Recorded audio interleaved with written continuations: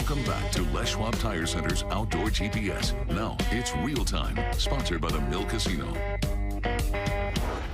Welcome back, everyone. We have Ken Vilante here in the studio to share some insight of his own and, of course, some of his products that he makes to be successful, especially what we're going to talk about, chasing sockeye from the bank and, of course, steelhead and other species that are out there. But, Ken, it's great to see you, man. Nice to see you, too. I haven't seen you at all this year because we fish in different areas. You've been fishing up above a little bit. Above the dam. How's your springer fishing been? Springer fishing for me has been phenomenal. Phenomenal. Awesome. You know, and with the opener, of course, where I'm at, it's decreased the pressure, but the thing is, there's opportunity on the lower and the upper, as we talked to, you know, with Bill here just a second ago there. So, yeah, it's been good. Springer fishing has been phenomenal. Good. I love to hear that. There's a lot of folks that are going to go, it's been okay. Yeah. You get a lot of time to get out there, too, and put these program together. And I wish more opportunity would come with the guys on the Willamette. True. You know, that's what I'm wishing. I bet it gets better. There's a little bit more flow. If you're not familiar with Cold Water Strong, Ken, several years ago, started coming up with some ingenious products that we use for a number of different things, right? If you're going to be plunking, if you're going to be 360 trolling, there's no doubt that a large amount of people out there are fishing. That camera just scared me to death. There's a large amount of folks out there utilizing some of his terminal tackle. One of them that he brought in today that I just was not aware of was a bleed bag. Instead of using a bucket, which I don't use, they always get in the way. We used to do that a long time ago before it got popular. But this is super cool, man. You just hang it from the gunnel of your boat on the inside, drop your fish in there, bleed her. Exactly. Don't hang it in the outside. Opportunities for sea lions. Which is what I do. I still hang my fish on a rope. Yes. I got a dog in the boat, right? Yes. Where I don't want any blood or anything in the boat. This is just ingenious.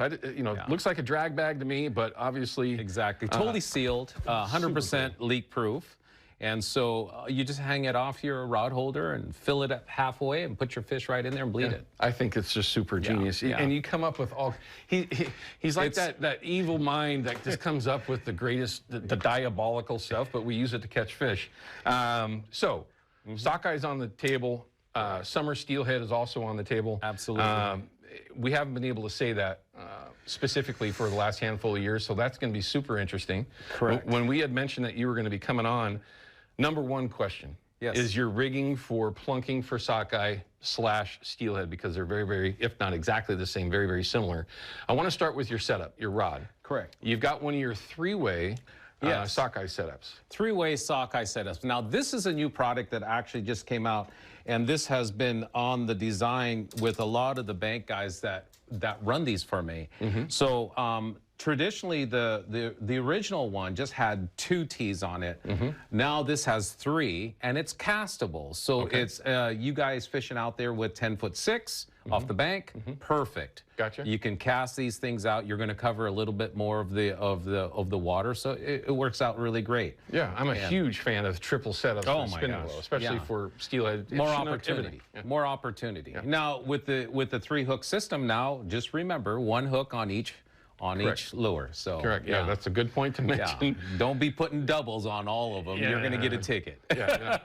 I love that. This upcoming segment, I want you to show us. You brought in some millennial baits. You brought in some different setups with double hooks and single hooks. Correct. Because again, like he mentioned, if you're going to run a triple hook setup, you can't have more than 3 hooks total. I want you to show us how you like to set that up. But that'll be this next segment. Absolutely. First off, tell us how long this 3 swivel setup is. 7 feet. 7 feet. It's 7 feet, and so that gives you the opportunity to actually cast it out. Now, I have a 9'6" rod here, and it still does fine. Yeah, as long as you know how to cast, that's going to work. Exactly, and that's really important having that. So hand me that rod. I want to take a look at it. You've also got it set up with a line counter reel. Correct. This just happens to be one of the Dios, Lexa, very nice reels, with a line counter, sockeye fishing, and some of my buddies that are easily some of the best plunkers that are out there recently have discovered that this is a huge advantage with sockeye. Correct. Because they will run in very specific lines. If you're plunking or on a boat, this is an advantage. Yes, yes. Now, with the line counters, they were really not intended for long casting. Correct. But with sockeye, since they're closer to the bank, we're not huffing it out there a quarter mile and ruining our line counter. So it's real imperative that we actually repeat the number over when you're in that zone with the line counter. And can you give some advice on how somebody might find what that zone or distance or depth actually is? Exactly. So, you know, when you're out there steelhead fishing, they're close to the bank. When you're out there sockeye, they're close to the bank. I'm always looking for points, seams in the water on the banks, and then I'm casting right behind there. So we're looking anywhere between 25 and 40 on the line counter. Okay, so really not far at all? Not far at all. Most of the time when I see guys casting way out there, the fish is right at their feet. Gotcha. And these sockeye tend to group in shallower waters. They're not going to respirate to get back all the way up to Brewster by hanging out in the heavy currents. Gotcha. So always look for those seams. Always look for those softer waters. They will come and stack in behind there. Gotcha. I mean, it's really good advice because they're, myself incled, will cast past them.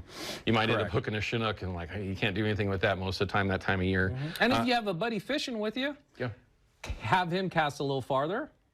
You cast in a little shallower. Sure. Then you can actually zone in on where they're at. All right. You've got a 9.6. This is an edge. This is the 9115-2.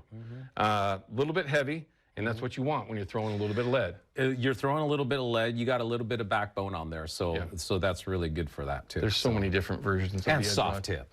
And a soft tip. Soft tip. Makes sense. Sockeye do have a bit of a soft mouth. Yeah, exactly. You'll learn that when you soft look like you and I. Yeah, exactly. Exactly. Now, you mentioned spin and glows. Yes. Off this particular rig, you'd have 3 of them. When we do come back from this break in a little bit, we're going to show how he likes to rig them. But let's talk leader length. You have very defined distance between your gaps here. Correct. And all my leaders here, I always tie them anywhere between 20 to 24 inches. That's all I tie.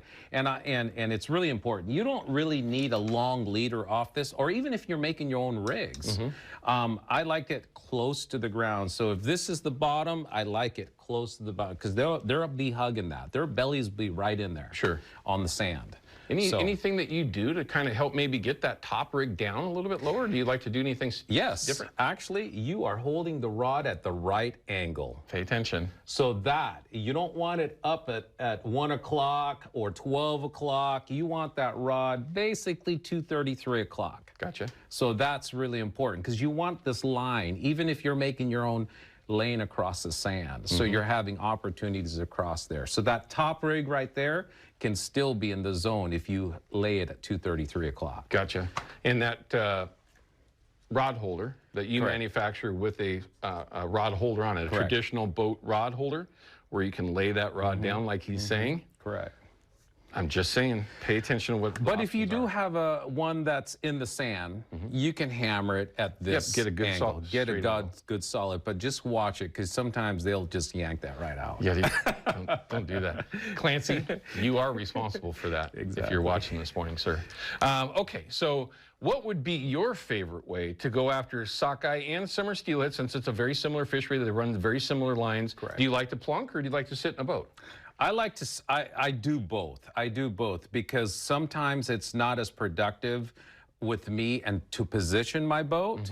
So I will go out on the bank. When I start seeing the bank guys and their catch ratios are higher than me, it's time to park. Yeah, gotcha. It's time to park. But the boat is there to utilize the different areas throughout the whole lower Columbia. Okay, so you can go from point A to point B and maybe give it a different And you don't need a fancy boat to get out there. As long as you can get to the bank to a certain area that is actually has some type of soft water and point, get out there, set up your rods, and it's fun. Okay, I got to cut to a break. They're already barking at me, but is it something that you would say is maybe find a spot that nobody else is fishing? I mean, it's a big river. It is a big river, and there's a lot of places out there, but there's a lot of specific areas throughout the lower Columbia where they really congregate. Gotcha. And that's where you want to hit.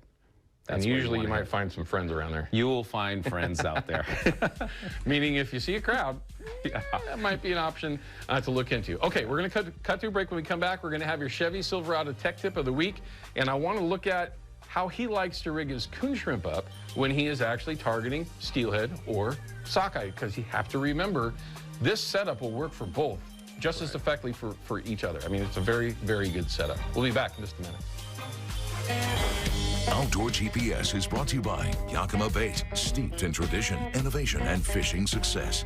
Procure Bait Sense, ruthlessly effective.